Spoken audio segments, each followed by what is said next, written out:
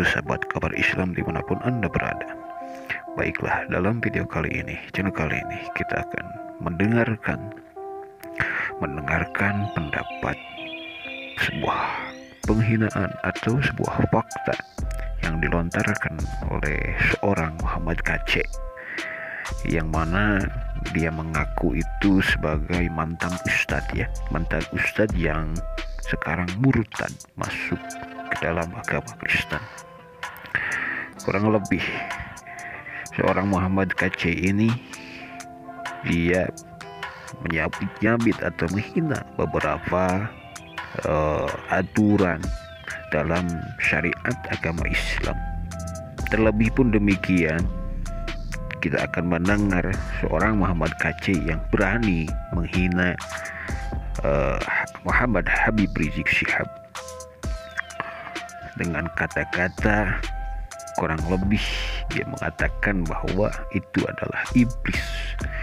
Juga dalam kesempatan kali ini kita akan mendengar menjadi bukti, menjadi saksi Muhammad KC ini mengatakan bahwa Islam itu adalah ajaran sesat. Masya Allah, na'udzubillah, summa na'udzubillah. Begitu banyak kelakuan murtad yang menghina, melecehkan agama Islam. Baiklah, sahabat kabar Islam, silahkan berikan komentar Anda yang terbaik, dan jangan lupa like, subscribe, dan share kepada yang lainnya agar yang lain mengetahui akan berita yang kita anggap penting ini, supaya kita bertambah keyakinan, keimanan terhadap Islam. Silahkan mendengar dan silahkan berikan komentar terbaik Anda. Terima kasih. Sebagai bangsa Indonesia, namun aneh tidak merasa dirinya orang Indonesia, yang lebih banyak merasa dirinya orang Arab. Sangat sensitif sekali kalau ada orang yang menyinggung-nyinggung dengan sebutan bahasa Arab. Yang anehnya, yang kepanasan, yang marah-marah, itu orang Indonesia sendiri. Ini kan aneh. Orang Indonesia ini sudah terbiasa diajarkan dengan sesuatu yang aneh-aneh. Kalau ada kitab suci yang tulisannya Latin, mudah dimengerti oleh kita, mudah dibaca, dianggap salah, dan dianggap tidak benar. Kalau ada kitab suci yang tulisannya huruf Arab, susah dimengerti, susah dipelajari, tapi itu dianggap asli sesuai original teks. Bangsa Indonesia ini sudah korban dengan ikro, korban dengan baca. Sehingga ada dalil yang mengatakan membaca saja sudah dapat ganjaran. Dan dengan kata ganjaran ini, padahal yang mengatakan ganjaran juga tidak paham seperti apa itu ganjaran dan bagaimana itu ganjaran, tidak bisa dijelaskan oleh mereka. Sekali lagi saya menghimbau kepada seluruh bangsa Indonesia, dari Sabang sampai Merauke, mari kita sadar. Karena bangsa Indonesia ini bangsa yang mulia dan yang dimuliakan oleh Allah. Saudara-saudara, dimanapun Anda berada, jangan lupa protokol kesehatan. Kalau standar operasional Tuhan adalah berbuat baik, itu standar operasional Tuhan. Sebentar lagi umat Islam akan melakukan puasa. Puasa itu memindahkan makan dari biasa makan siang bebas kepada makan malam bebas. Jadi memindahkan waktu makan, jam makan. Dan itu kalau kita sadar, kalau kita pikiran kita sadar nih, itu kan aturan dari Arab. Jadi selama ini orang Indonesia diatur-atur oleh aturan dari Arab. Puasa itu sebetulnya agar menahan hawa nafsu. Makanya Muhammad KC ini belajar puasa selama hidup. Bukan selama 24 jam. Selama hidup. Karena intinya puasa itu supaya orang itu bertakwa, bukan supaya orang itu menahan makanan, bukan. Hei orang-orang yang beriman, ini untuk orang beriman. Diwajibkan atas kamu berpuasa sebagaimana telah diwajibkan kepada orang-orang sebelum kamu. Jadi memang puasa itu sebelum ada Islam pun sudah diperintahkan berpuasa. Sebagaimana contoh, puasa yang dicintai Allah adalah puasanya Nabi Daud. Bagaimana puasanya Nabi Daud? Nabi Daud berpuasa 3 hari 3 malam, 40 hari 40 malam. Sebagaimana yang diajarkan oleh Yesus Kristus. Ketika Yesus Kristus berpuasa selama 40 hari 40 malam di padang gurun. Sebelum selesainya puasa dicobai oleh iblis. Wahai Yesus, kalau kamu anak Allah, kamu ini kan sekarang ini lapar nih. Jadikanlah batu-batu ini roti. Apa jawab Yesus? Ada tertulis, manusia hidup bukan dari roti saja, melainkan dari firman yang keluar dari mulut Tuhan. Dari zaman Adam sampai zaman Yesus dan sampai zaman Muhammad Kece, iblis selalu menggoda.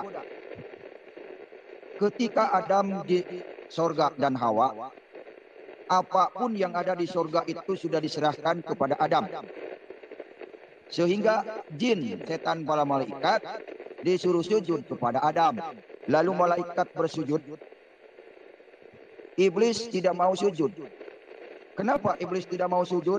Iblis itu merasa paling pintar, merasa paling benar, merasa paling baik, dan merasa paling suci.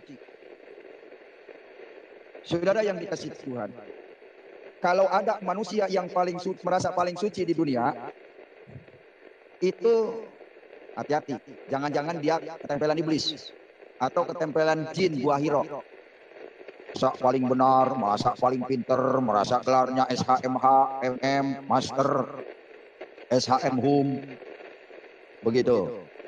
Jadi kesombongan yang dipakai oleh manusia itu sebenarnya itu pola-pola iblis. Jadi sekali lagi saya ingatkan saudara-saudara, jangan merasa pintar, merasa benar, karena merasa itu adalah iblis. Tetapi kita harus benar-benar pintar dan benar. Jangan merasa. Benar kok merasa, kenyataannya on. Ya. Begitu teman. Itulah contoh sekelumit yang merasa pintar, itu intinya adalah iblis dan setan. Dan itu tidak perlu ditiru. Emang banyak sekarang yang merasa pintar. Banyak. Hakim aja dianggap, jaksa aja dianggap bodoh. Jaksa aja dianggap tidak tahu apa-apa. Saudara menyaksikan di YouTube persidangan imam besar yang ngaku-ngaku imam besar, padahal kecil. Lebih besar Muhammad Kacat daripada dia. Jadi itulah contoh-contoh iblis yang nyata di dunia.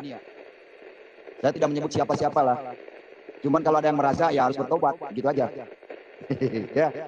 Adam dan Hawa di sorga setelah mengikuti ajakan iblis, kesombongan, yang sombong, apa yang terjadi? Diusir dari sorga, diusir dari kenikmatan. Artinya kehilangan kemuliaan Tuhan, yang tadinya minta apa saja dikabulkan oleh Tuhan, jadi sulit untuk bertemu dengan Tuhan karena dipisahkan oleh Tuhan dengan kemuliaan Tuhan yang dimaksud. Jadi berpisahnya itu adalah dari kemuliaan Tuhan. Oleh karena itu saudara, wujud iblis itu senang betul menggunakan tubuh manusia. Mencuri, merampok, membunuh, bom bunuh diri, itu ajakan iblis. Bukan ajakan manusia. Kalau manusia berpikir normal, masa sih perintah Allah kok harus membunuh agama lain yang sedang beribadah?